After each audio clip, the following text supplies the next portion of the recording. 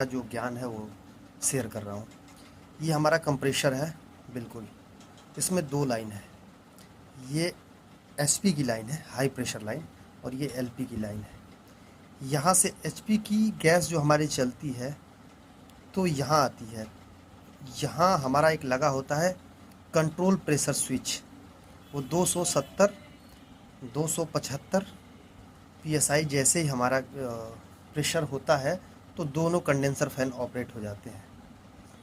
उसके बाद हमारी गैस चलती है। ये कंडेंसर कॉइल है। कंडेंसर कॉइल में कंडेंसेशन होता है, हाई टेम्परेचर हाई प्रेशर होती है, और फिर हमारी गैस यहाँ निकलती है। तो यहाँ हमारा एक एचपी कटआउट लगा होता है। ये जो कटआउट होता है, जैसे ही अगर हमारा कंट्रोल प्रेशर का काम नहीं कर रहा है तो कटआउट जो है वो ट्रिप करेगा। यानी कंट्रोल प्रेशर हमारा ये बताता है कि हमें दोनों कंडेंसर अब चलाना है, टेम्परेचर क्रिएट हो चुका है।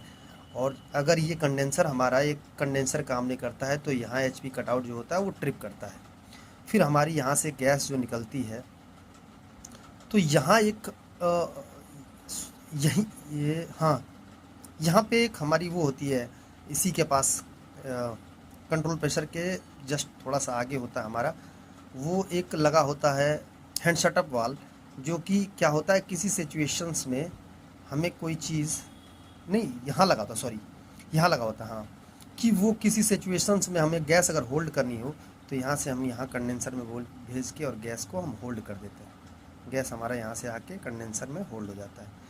तीसरी चीज़, जब हमारी यहाँ से गैस निकलती है तो ये ड्रायर फिल्टर हमारा लगा हुआ है। Dryer filter in the sense कि फ़िल्टर का काम ही होता है किसी चीज़ को छानना। तो गैस में जो भी कुछ पार्टिकल्स या नमी जो भी होता है यहाँ होल्ड करता है। होल्ड करने के बाद गैस जो है आगे हमारी बढ़ती है। फिर एक्सपेंशन वाल्व, अब एक्सपेंशन वाल्व चल रहा है, नहीं तो पहले हमारा एक्सपेंशन वाल्व नहीं होता था, तो वो कैपिलरी होती थी जिसको हम कैपिलरी बोलते थे। मैक्सिमम अभी भी हमें कुछ कोचों में, पुराने जो कोच है उसमें मिलेगा। अब ये हाई प्रेशर को लो प्रेशर में देता है, और लो प्रेशर में आने के बाद हमारा जो ये है कूलिंग कॉयल, ये कूलिंग कॉयल है। कूलिंग कॉयल और जो हमारी ये एलपी की जो लाइन गई हुई है, तो यहाँ हमारा एक देखा होगा आपने एलपी कटआउट लगा होता है। और सॉरी, ये तो आगे हम बढ़ गए। यहाँ से फिर आई हमारी गैस, यहाँ एक एक्यूमुलेटर होता है। एक्यूमुलेटर में क्या होता है कि जो नमी होती है, जो लिक्विड होता है, लिक्विड को होल्ड करता है, गैस को पास करता है। और यहाँ हमारा एक एलपी कटआउट लगा होता है, जो कि जैसे ही एलपी हमारी 40 से कम जाती है या गैस कम आता है कंप्रेशर को, तो एलपी से ट्रिप मारता है। तो हमको ये पता चलता है कि यार हमारा एलपी जो है गैस कम है, एलपी हमारी ट्रिप कर रही है। या दो सिचुएशंस में, अगर आपका किसी सिचुएशंस में एलपी 20 जा रहा है और एचपी 250 जा रहा है, तो उस सिचुएशंस में हम ये फील करते हैं कि हमारा जो चोकिंग है सिस्टम में, क्योंकि जो ये हमारा ये सिरा है, यहाँ गैस आती है और यहाँ गैस आके मोस्टली आपने देखा होगा कि ड्रायर फिल्टर और ये एक्सपेंशन वाल्व चोक हो जाते हैं, तो हमारी गैस जो है यहीं सर्कुलेट होकर होल्ड हो जाती है, ये आगे तक नहीं जाती।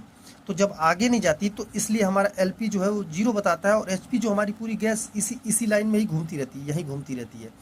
तो एचपी जो है हमारा यहीं, तो इसलिए ये सिरा तो हमें बताता है कि हमारा 260 चल रहा है, लेकिन ये सिरा हमें मिल ही नहीं पाता, हमें बैक प्रेशर ही नहीं मिलता।